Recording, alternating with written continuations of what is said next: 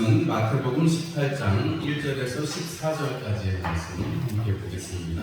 마태복음 18장 1절에서 14절까지의 말씀, 신약성경 29페이지 마태복음 18장 1절에서 14절의 말씀입니다. 우리 함께 합독하겠습니다. 그때 제자들이 예수께 나와 이르되 천국에서는 누가 크니까? 예수께서 한 어린아이를 불러 그들 가운데 세우시고 이르시되 진실로 너희에게 이르노니 너희가 돌이켜 어린아이들과 같이 되지 아니하면 결단코 천국에 들어가지 못하리라. 그러므로 누구든지 이 어린아이와 같이 자기를 낮추는 사람이 천국에서 큰 자리라. 또 누구든지 내 이름으로 이런 어린아이 하나를 영접하면 곧 나를 영접하느니 누구든지 나를 믿는 이 작은 자 중 하나를 실족하게 하면 차라리 연자맷돌이 금옥에 달려서 깊은 바다에 빠뜨려지는 것이 나으니라.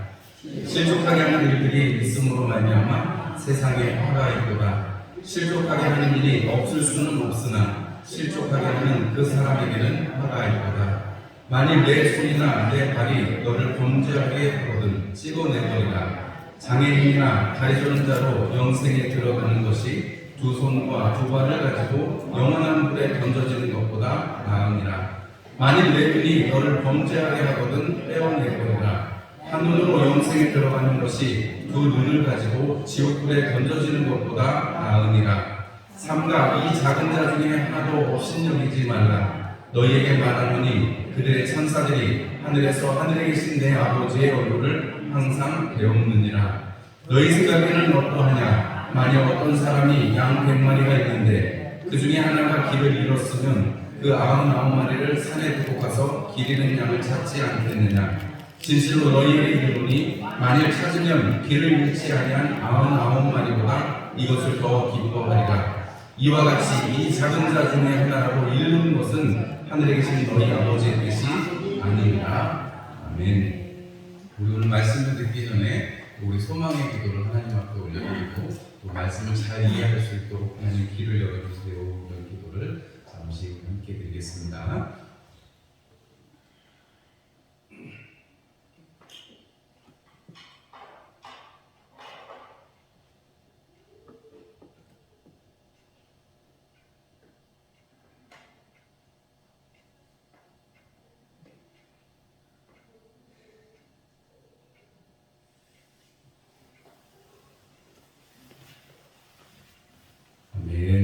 우리 옆에 있는 분들하고 인사 나누시겠습니다. 할렐루야. 예배 잘 오셨습니다. 축복합니다. 네.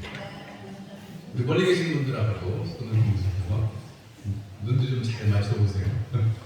오늘은 어떤 분이랑 눈이 맞으실지. 할렐루야. 네. 봄이 막 오고 있습니다. 이제 봄비도 내리고 날씨도 이제 따뜻해지고 그러네요.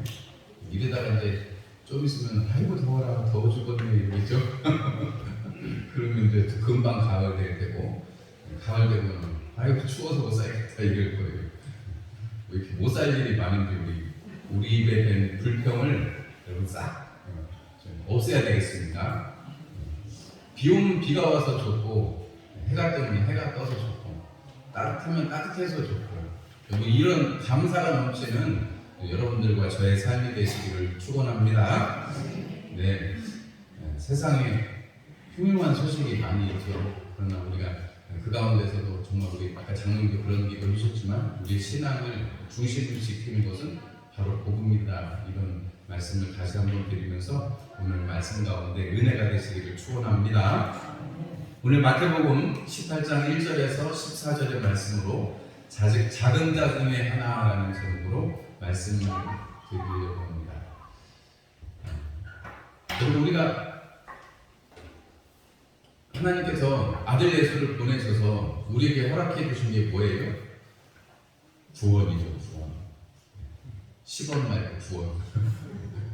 여러분 우리가 하나님께서 구원을 우리에게 베풀어 주셨는데 여러분 구원 베푸신 결과가 우리에게 뭐예요? 구원을 베푸셔서 영생을 허락해 주신 것이죠. 영생을 허락해 주셨는데 만약에 이 땅에서만 여러분 구원받고 죄사함을 받고 끝이다 그러면 저는 안 믿겠습니다. 뭐 죄사함 받거나 말거나 죽으면 끝인데 여러분 영생이 아니고 그냥 죄사함만 받고 끝나는 거면 저는 예수 안 믿을 거예요. 목사가 무슨 저런 은혜 떠드리는 소리를 하나 싶으시겠지만 여러분 한번 곰곰이 생각해 보세요. 구원만 받고 죄사함만 받고 여러분 영생이 없으면 뭐하러 예수를 믿어요? 어차피 죽으면 끝입니다. 맞죠? 맞죠? 여러분들이 소유하고 계신 영생이 그만큼 소중한 것이고 그만큼 중요한 것입니다. 세상 사람들은 그걸 다 이해하지 못해도 여러분들이 확실하게 경험한 우리는 압니다. 영생이 얼마나 소중한 것인지 예수가 이 땅에 오셔서 우리에게 십자가 지심으로 말미암아 허락하신 하나님의 그 큰 사랑이 바로 우리를 영생 가운데 초청하시기 위한 것을 우리는 압니다. 이 땅에서 잘 수밖에 없는 일생을 살지요. 그러나 여러분 우리가 하나님께서 영생을 허락하셨다는 그 말씀을 믿고 예수 믿는 것입니다. 여러분들에게 두려움이 여러분들을 사로잡는 것이 아니라 말씀이 여러분들을 사로잡으시고 여러분 그 소망이 여러분들을 사로잡으시기를 주님의 이름으로 축원합니다. 예수님께서 이 땅에 오셔서 첫 설교하신 게 뭐예요? 회개하라, 천국이 가까웠다 말씀하셨습니다. 그리고 천국이 어떤 것인지 그 설명을 자세하게 해주시고 천국의 복을 받는 것이 가난한 자로부터 심령이 가난한 자로부터 시작해서 의를 위해서 핍박받는 자라고 말씀을 해주셨고 예수님의 제자로 세례였다가 부름을 받았던 마태는 예수님의 사역을 쭉 기록을 해가면서 그 산상수훈 이후에 계속 믿음의 도전을 보고 여러 가지를 보다가 13장에 가면 예수님께서 천국에 대한 비유를 베풀어 주시고 이러저러한 비유들을 베풀어 주십니다. 기억나시죠 여러분? 천국은 이렇다 하는 비유를 베풀어 주셨어요. 그 비유를 다 베푸신 다음에 예수님께서 뭐라고 말씀하셨는가? 얘들아 깨달았니? 깨달았느냐? 이렇게 물어보셨어요. 그러니까 제자들이 뭐라고 대답했냐면 그러하오이다 이렇게 대답했습니다. 예수님이 천국은 이런 것이다 이런 특성들이 있다라고 비유로도 말씀하시고 직접적으로도 말씀을 하신 후에 이해가 됐느냐 깨달았느냐 하니까 제자들이 깨달았습니다 이렇게 얘기했어요. 그랬더니 예수님께서 너희들이 천국의 제자된 서기관이 되어라. 그래서 출납하는 자들이 되어라. 이렇게 말씀하셨습니다. 그 이후로 계속해서 예수님께서 이 제자들을 데리고 다니시면서 천국의 그 일들을 보여주시는데 그 일단으로 보여주신 것이 여러분 오병이어와 칠병이어겠죠. 우리의 손으로 가지지 않은 것인데 하나님께서 그 작은 것을 사용하셔서 많은 사람들을 먹이시고 말씀이 베풀어지고 고쳐지고 그리고 육신의 것들도 해결되어지는 여러분 그 천국이 정말 그런 게 천국 아니겠어요? 여러분 우리가 은혜 받으면 밥을 안 먹어도 배가 부르죠. 근데 아무리 배가 불러도 은혜 받아도 때가 되면 밥 먹어야 돼요. 하룻밤 정도는 밥 안 먹고 은혜 받을 수 있어도 밥 안 먹으면 그 다음에 배가 고파서라도 아멘할 힘이 없어가지고 집회를 못해요. 그렇죠 여러분? 아무리 변화산에 예수님의 그 좋은 것이 있어도 아래로 내려가야 돼요. 우리는 이 땅에 살고 있으니까. 주님께서 천국의 서기관이 되어서 출납하는 자들이 되어라 이렇게 말씀하셨는데 예수님께서 가이사라 빌립보에서 예수님께서 얘기하셨어요. 사람들이 날 뭐라고 하니? 막 이런저런 얘기를 모세, 엘리야 이런 얘기 하는데 너희들은 나를 누구라 하고 싶으냐 물어봤는데 베드로가 뭐라고 했어요? 주는 그리스도시요 살아계신 하나님의 아들이십니다. 이런 고백을 했습니다. 예수님께서 그것에 대해서 너무 기뻐하시고 그때 첫 번째로 내가 십자가에 못 박히고 다시 3일 만에 살아나야 될 것이다 라는 것을 첫 번째 순환 예고를 하셨습니다. 첫 번째 순환 예고를 하고서 그 다음에 변화산의 사건이 일어나는 것이죠. 물론 다른 제자들은 모르지만 이 마태가 이 복음서를 쓸 때에는 그 이야기를 들었지만 그때는 제자들이 몰랐겠죠. 어쨌든 예수님께서 이렇게 제자들이 데리고 변화산에서 갔다가 내려오니까 큰 사건이 있었습니다. 뭐냐면 제자들이 그 귀신 들린 아이를 해결하지 못한 사건이 있잖아요. 우리 지난주에 봤으니까요. 제자들이 그걸 해결하지 못했습니다. 예수님께서 뭐라고 그러셨어요? 기도와 금식 외에는 이런 것이 유가 나가지 않는다라고 하셨습니다. 제자들이 그 일을 해결했어야 되는데 믿음이 없어서 믿음이 작아서 그 일을 행하지 못하는 것이죠. 믿음이 없고 폐역한 세대를 향해서 아버지를 향해서 도전하셨고 그리고 제자들을 향해서도 또 도전하셨습니다. 오늘도 그 말씀에 이어서 예수님께서 그 말씀 다음에 천국의 그 제자된 자들로서 살아가야 되는데 가버나움에 들어갔더니 성전세를 내라고 해요. 그때 베드로가 그렇게 내는 장면을 마태복음만 기록을 했다고 했습니다. 그런 장면들을 보면 천국에 살고 있는 성전의 주인된 예수님은 낼 필요가 없는데 성전세를 내셨어요. 시험받지 않게 하시려고. 그런 과정 속에서 오늘 이 말씀을 잘 생각해 보시면 이 말씀 후에는 예수님이 이제 요단강 건너 유대 땅으로 가시기 때문에 이제 예수님께서 정말로 십자가를 향해서 가시는 그런 과정이기 때문에 지금 갈릴리에서의 사역이 이제 마무리되어지는 그런 상황입니다. 제자들에게 이제 시간의 여유를 가지고 천국이 이런 거야. 천국은 이런 너희들이 제자들 소개하면 이렇게 살아야 돼. 누차 말씀하셨겠죠. 왜냐하면 성경에 써 있는 것은 몇 가지 사건뿐이지 매일매일을 일기처럼 기록하는 것은 아니잖아요. 마태도 그 중에 지금 그 갈릴리에서 사역을 마무리 짓기 전에 지금 제자들이 그때 예수님께 나와서 천국에서 누가 큽니까? 이런 질문을 했단 말이에요. 오늘 이 본문에 제자들의 관심은 뭐예요? 천국에서는 누가 큽니까? 라는 것입니다. 그런데 17장 23절에 보면 제자들이 두 번째로 예수님께서 내가 죽고 3일 만에 다시 살아나야 하리라 하는 그 순환 예고를 듣고 제자들이 근심했다고 성경은 써 있습니다.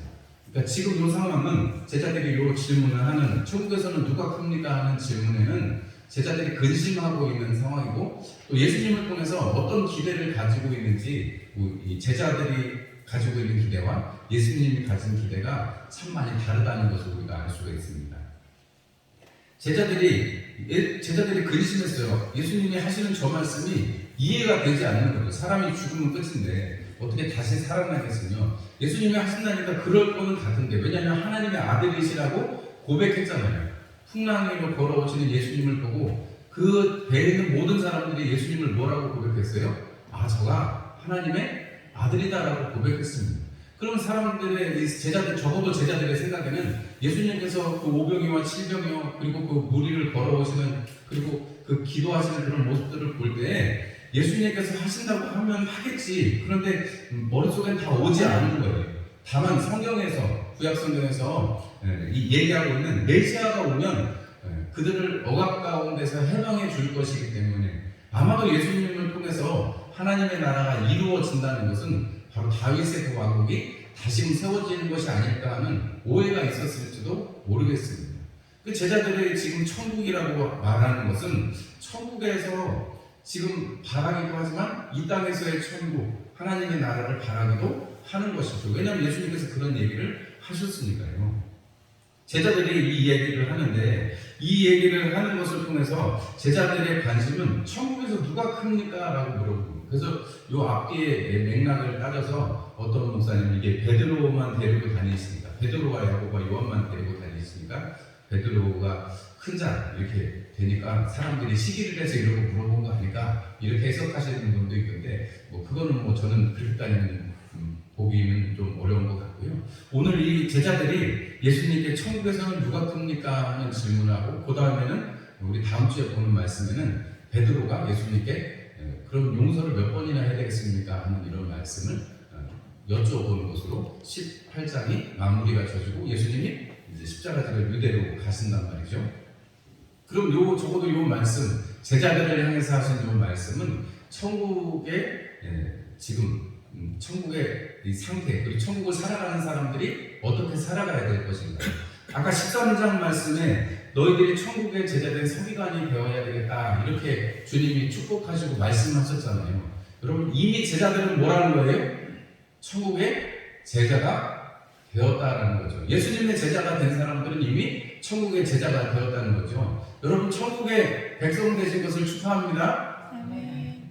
헷갈리세요? 내가 천국 백성인 게 아닌지 헷갈리실 때 있으세요?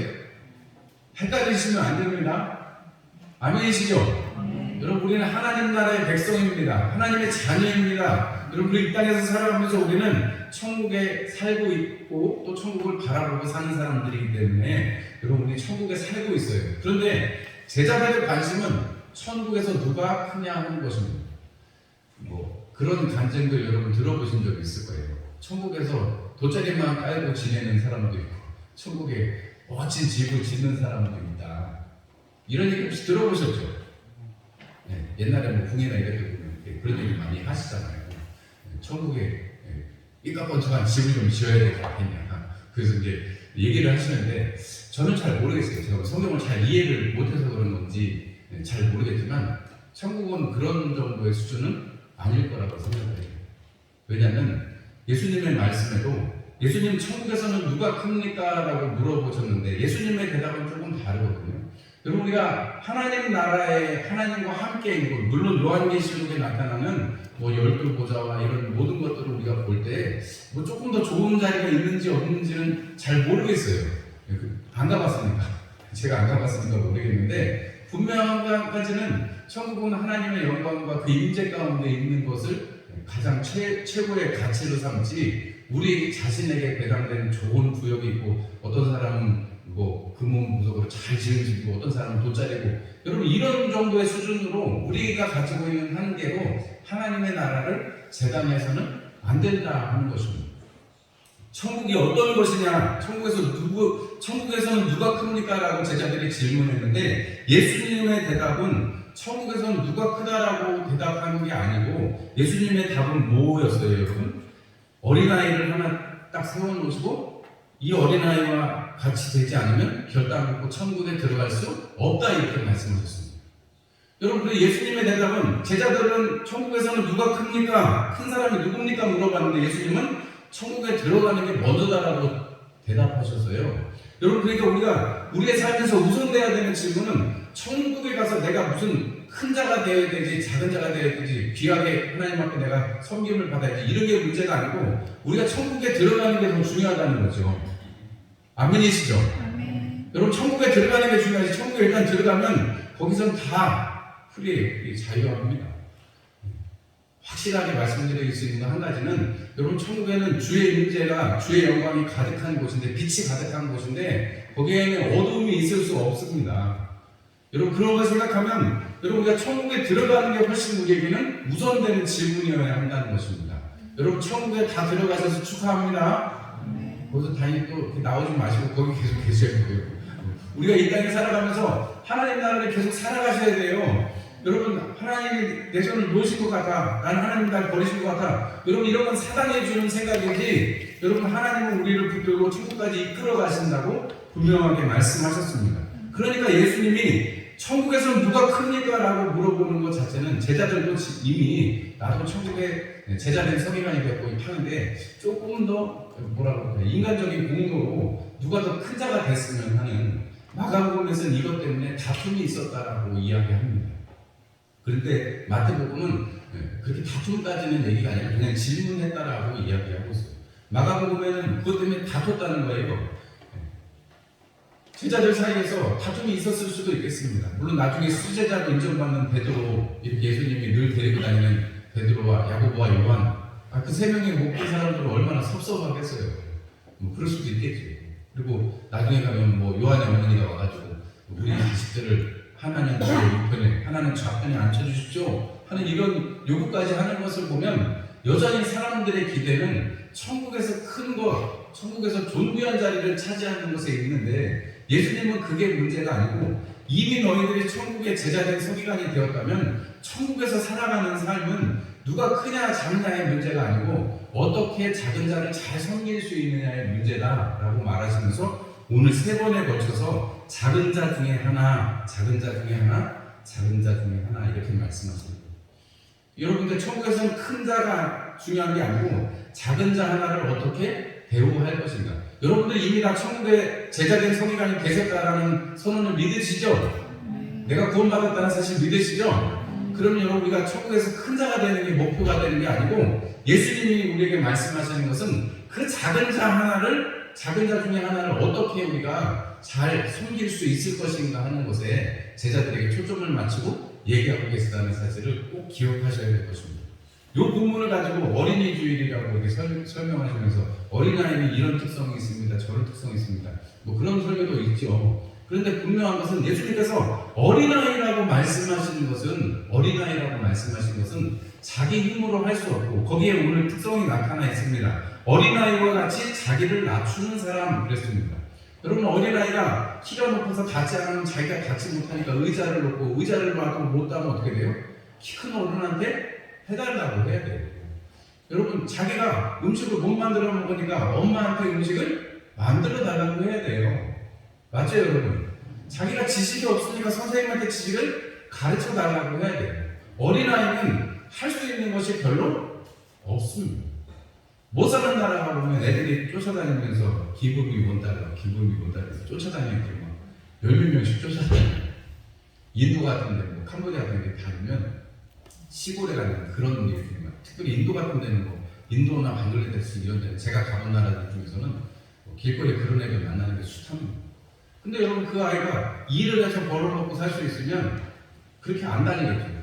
그렇게 조그맣게 다니는 것도 그 조그만 때나 할 수 있는 거지, 좀 더 크면 자기 일을 해서 먹고 사니까요. 여러분, 어린아이는 낮추는 사람이라고 오늘 예수님께서 이야기하십니다. 다른 뭐 특성을 다 떠나서 어린아이는 낮추는 사람이라는 거예요. 자기가 할 수 없는 것을 할 수 있는 사람한테 부탁하는 거예요. 여러분, 구원은 우리의 힘으로 되지 않습니다. 여러분, 천국에 들어가는 것은 우리의 열심으로 되지 않고 하나님의 은혜로만 가능하다는 것을 우리가 알면, 마음이 가난한 것만이 하나님 나라의 소유자가 될 수 있다는 것을 생각하면, 여러분, 우리가 천국을, 여러분, 우리가 다른 것이 아니라 우리가 천국의 제자된 서기관으로 살아가면서 출납하는 서기관으로서 우리가 해야 될 것은 작은 자들을, 오늘 여기서 예수님이 뭐라고 그랬어요? 영접하라고 말합니다. 여러분, 영접하려면 뭐가 필요해요? 환영하는 마음이 필요합니다. 그죠? 영접하려면 환영하는 마음이 필요해요. 그리고 어떻게 또 뭐가 필요해요? 그 사람 환영하는 마음이 있으면 그 다음에 마음만 가지고 돼요? 아니죠. 시간이 필요하고 돈이 들어갑니다. 맞죠? 여러분, 영접한다고 하면서 입을 쓱 닦으면 되겠어요? 안 되겠어요? 아니, 하다못해 라면이라도 하나 끓여줘야지 영접하는 거죠. 배가 고프다는데 라면이라도 끓여줘야 되고, 뭐 짜장면이라도 시켜줘야지 그게 영접하는 것이지. 예수님께서 나중에 마태복음 25장에 가면 너희들이 나를 헐벗고 굶주렸을 때, 나그네 되었을 때 영접했다라고 말씀하십니다. 그러면서 예수님이 영접이라는 것의 의미를 나그네에 또 한 번 더 이야기하세요. 하나님이 이 땅에 오셔서 그렇게 헐벗고 굶주렸을 때, 나그네 되었을 때 영접했다라고 합니다. 여러분, 하나님이 만약에 여러분 집에 손님으로 오신다면, 예수님이 여러분 집에 손님으로 오신다면 여러분 어떻게 영접하시겠어요? 버선발로 뛰어나가셔야 돼요. 그죠? 아니, 주님이 우리 집에 오시겠다는데 여러분 며칠 전부터 청소를 싹 해야 되지 않겠어요? 정리를 막 하고, 여러분 아주 귀한 거, 뭐 대접하시고 싶으실까요? 좋은 거 대접하시고 싶으실 거 아니에요. 하나님이 그런 음식을 드시겠습니까만은, 여러분 만약에 하나님이 그렇게 우리 눈에 보이는 그런, 만약에 아브라함에게 찾아온 그 천사처럼 찾아왔다 그러면, 여러분 아브라함이 그 살찐 송아지를 잡아서 대접을 하잖아요. 여러분, 그걸 보면 영접한다는 데는 환영하는 마음이 있고 거기에 시간과 또 재물이 들어갑니다. 그래서 영접을 하는 거예요. 어린아이를, 작은 자 중에 하나를 이렇게 영접하라고 말씀합니다. 영접하는 걸 통해서 그 사람의 필요를 채워주고 그 사람이 부족한 것을 채워주어야 한다는 것입니다. 그게 채워주지 않으면 그러면 실족하게 된다라고 말씀하시고, 예수님이 실족하는 것에 대해서 우리 산상수훈에서도 말씀하셨던 것처럼 차라리 찍어내버리게 해라. 너희가 만약에 가지고 있는 그 손, 그 발로 그 실족하게 하는 것, 영접하지 못하게 한다면 차라리 그것을 찍어내버리고 천국에 가야 된다. 천국에 제재되는 일을 감당해야 된다라고 말씀하시는 것입니다. 여러분, 두 번째로 예수님께서 큰 자라는 것은 다른 것이 아니라, 거기 말씀을 보니까 업신여기지 말라 하는 것입니다. 작으니까 조그만 게 뭘 할 수 있겠어 싶은데, 여러분 조그만 건 조그만 대로 쓰임이 있습니다. 여러분, 하나님 나라에 이 작은 자 하나로 인해서 하나님께서 주시는 복이 있습니다. 작은 자 하나로 인해서, 그 작은 자, 소자로 인해서 여러분 그 작은 자가 나중에 큰 자가 되잖아요. 그쵸 여러분? 날 때부터 큰 사람 있어요? 아무리 날 때부터 커봐야, 우리 하나 해봐야 4.5kg밖에 안 됩니다. 근데 여러분 뭐 두세 달만 먹으면 4.5kg가 뭐예요? 아이들 살찌는 거 생각하면 여러분 작은 자로 머물지 않아요. 여러분, 우리 믿음 안에서 천국에서 사는 사람들은 작은 자가 큰 자가 되고 하나가 만을 상대하는 나라가 되는 것이 하나님 나라의 사람들입니다. 믿으십니까? 여러분 강한 자가 약한 자가 강한 자들을 이기고 여러분 만만천천을 감당할 수 있는 것이 이사야서의 말씀처럼 여러분 그러한 은혜가 있는 것이 작은 자에게 부어주시는 하나님의 역사입니다. 이스라엘에 여러분 그 총구석에 살던 그 제자들 부르셔가지고 여러분 세계 각 곳에 흩어져서 다 순교할 수 있게 만드신 분이 주님이십니다. 그 갈릴리에 있을 때는 작은 사람이었을지 몰라도 여러분 주님께서 부르셔서 성령님께서 함께 하실 때 그들이 다 흩어져서 복음을 전하고 다 순종하고 순교할 수 있었던 것은 그들이 주님께서 강하게 하셨기 때문에 크게 하셨기 때문에 가능한 것입니다. 여러분 작은 자 하나를 업신여긴다고 했는데 여러분 작다고 소홀히 볼 게 아닌 게 오늘 여기 보니까 그 작은 자를 향해서 하나님의 천사들이 항상 그 사람에게 있는 하나님의 천사들이 항상 하나님 앞에서 하나님의 얼굴을 배우는다 이렇게 성경은 말씀하고 있습니다.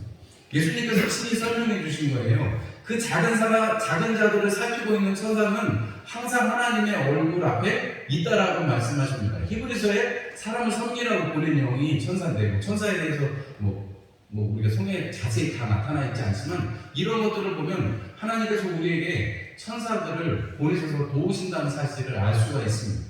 수 천사가 있는지 없는지까지는 제가 잘 모르겠습니다만 이 작은 자들을 돌보시고 계시는 연약한 자들, 하나님 앞에 겸손하고 하나님 앞에 쓰임받기를 사모하고 하나님 앞에 그 작은 자로서 하나님 할 수 없습니다, 하나님 앞에 낮추고 있는 사람들을 하나님께서 도우시려고 하나님의 천사들을 보내주신다는 거예요.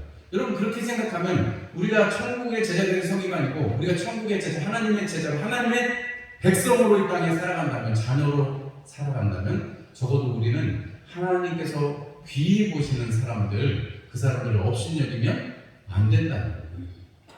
낮춰보면 안 된다는 거예요. 비교해봐서 내가 쟤보다 좀 낫지, 저 사람보다 내가 이렇게 낫지 싶으면 그건 교만이라는 거예요.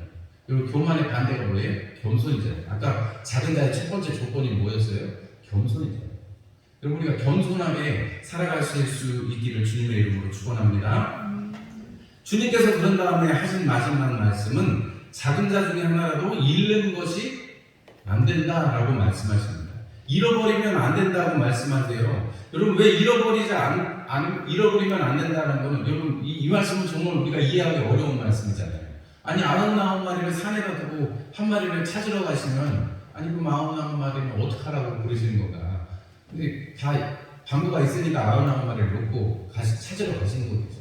여러분 그 한 마리가 어떤 분은 그게 우두머리 아니어서 찾으러 간다 이렇게 해석하시는 여러 가지가 있던데 여러분 그런 건 둘째치고라도 그런 건 성경에 써 있는 얘기가 아니니까 그런 건 각자의 해석이라면 여러분 성경에 적어도 분명하게 예수님께서 하시는 말씀은 잃어버린 양 한 마리, 그 길 잃은 양을 찾는 것을 소중히 여기고, 왜냐하면 나머지 99마리 중에서 한 마리가 잃어버린 바 되었어도 그 양을 찾으러 목자는 갔을 것이기 때문에 그렇습니다.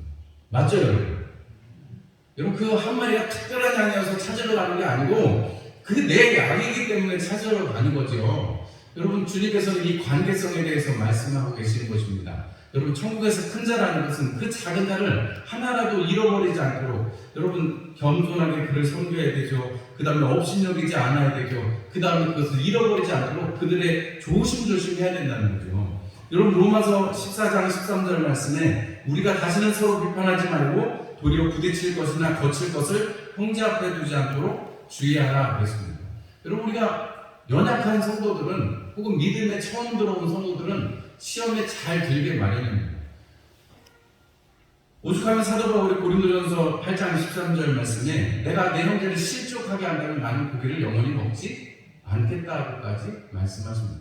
여러분 연약한 성도들을 우리가 감당하는 것은 우리 먼저 믿는 사람, 이렇게 먼저 예배하는 사람들의 책무인 것이죠.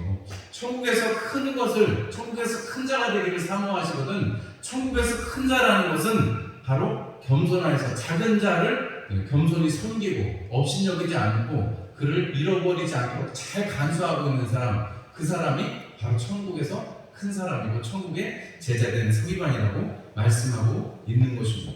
여러분 이것이 오늘 예수님께서 우리에게 해주시고 싶은 얘기예요. 공동체 안에서 지금 제자들에게 하신 말씀이잖아요. 사람들이 많이 모였을 때 하신 말씀이 아닙니다. 제자들에게 하신 말씀이에요. 우리 천국을 이루고 있는 지금 이 땅에 이 교회를 이루어가고 있는 우리는, 이 합성교회 공동체인 우리는 여러분 서로가 서로를 작은 자로 여기고 여러분 하나님의 마음으로 이렇게 영접하고 잘 섬길 수 있는 우리 서로가 되시기를 주님의 이름으로 축원합니다. 많이 찔리더라고요. 제가 이 말씀을 준비하는데 하나라도 제 안에서 안 걸릴 일이 없어요. 다 걸려요. 다 걸려요. 목회자로서 걸려요. 하여튼 여러분, 우리가 걸리는 게 있을 거예요. 네. 앞에 선생님 되어가지고 제가 걸리는 게 너무 많아요. 근데 여러분, 걸렸다고 그냥 생각만 하고 거기서 끝나면 되는 게 아니고, 예수님께서 친히 천국에서 큰 자가 중요한 게 아니라 천국에서 사는 게 중요하고, 천국 사람이 천국 백성이 되는 게 중요하고, 그리고 그 가운데서 그 서기관으로 수고 좀 해라. 여러분, 여기에는 예외가 없습니다. 목사니까 목사만 하고, 장로니까 장로만 하고, 권사니까 권사만 하고, 이게 아니고 여러분, 천국의 제자된 서기관들마다, 제자들마다 다 이 일 가운데 동참하라고 말씀하고 계십니다. 여러분들이 천국의 제자된 서기관으로 여러분 주님께서 크게 보실 수 있도록 그 믿음으로 살아가실 수 있는 저와 여러분들이 되시기를 주님의 이름으로 축원합니다. 우리의 걸음 한 걸음마다 주님께서 돌보시고 그 은혜 가운데 감사하고 살아가실 수 있는 저와 여러분 되시기를 축복합니다. 우리 함께 찬송 드리겠습니다. 찬송 384장 찬송.